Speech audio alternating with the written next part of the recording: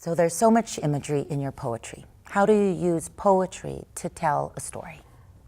I want the readers of my poems to feel as if they are in the place and of the time of the poem. So I like trying to put the reader there. So that's one way. And then another way, I think, is, since I did oral history for so long, just bringing the voices of ordinary people into my poems. I think that helps make that connection. And why do you think that's important? Because I think that's where real poetry lies. You know, that's where it lives. Mm-hmm.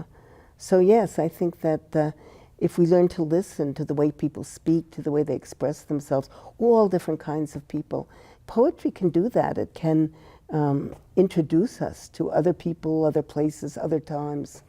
How is imagery a portal for that? Well, you know, if you are writing about a tree and you call it a tree, it's a tree. But if you call it an oak, or you call it a weeping willow, or you call it a palm tree, that sort of puts the reader right there.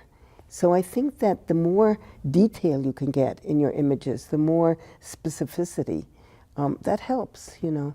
Transports them magically. Yeah, hopefully. Made rich by art and revolution. When I am gone and August comes to my desert, rain will soak sand, its rich scent rising to enter the lungs of another mother or walker, someone whose intention and desire I cannot know. When I am gone, this painting of little islands, miniature trees and birds floating in a magical sea of blue will hang in someone else's house. Will that person tell the story of poor Nicaraguan peasants made rich by art and revolution?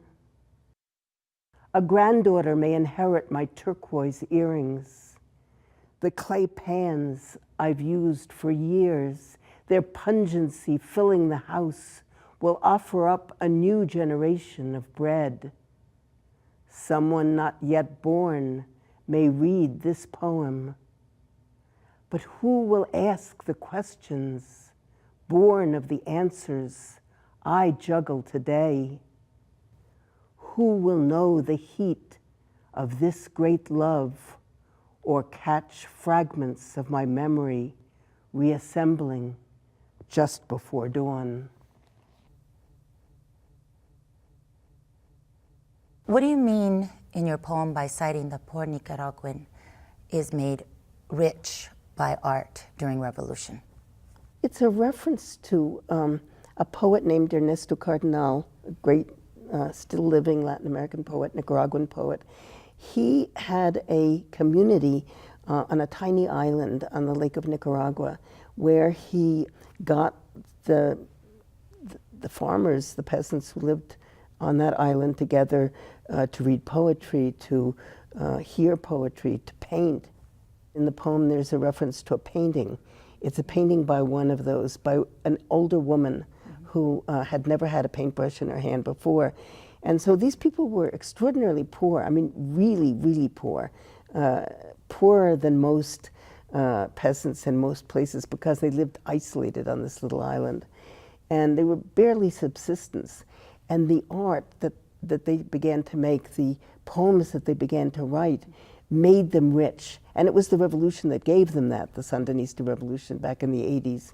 And so I'm referring to that. I'm referring to their lives being made rich by art and revolution, art that they made.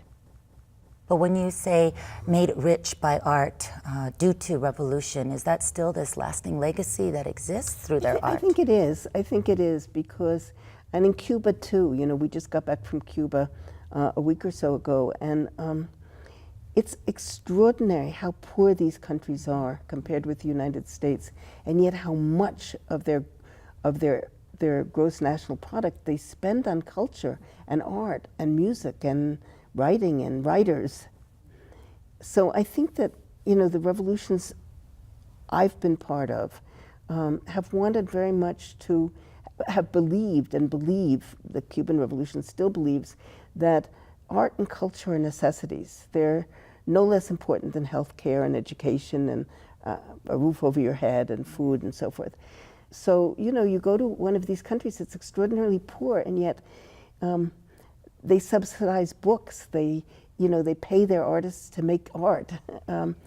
And so I think that's something that, as a poet, as an artist myself, has always just thrilled me about those revolutionary experiences. So it's this richness of life and experience. What's the wisdom behind this poem?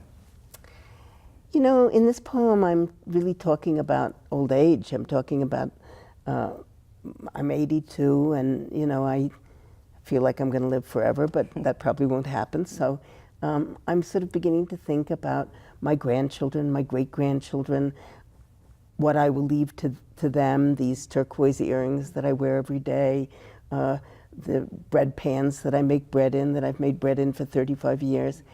You know, it's a poem full of questions. It asks at the end, who will ask the questions to my answers, you know? And so it's about that. It's about passing it on. Why poetry for you? For me, poetry is like breathing. You know, I can't conceive of a life without poetry. I would like my work to make people listen, to make them speak their own words. I would like my work to give people joy, to get them to ask questions, difficult questions. And I always think questions are more important than answers. I would like my work to be braided into the legacy of poetry, that the poetry you make, the poetry that we have such great poets in Albuquerque and throughout the United States, and throughout the world. So I want my poetry to be part of this extraordinary fabric, poetic fabric that exists in every language, and in languages that are not written, in oral languages. So I want my poetry, what I aspire to is that my poems will be strands in that braid, in that fabric, which is all poetry.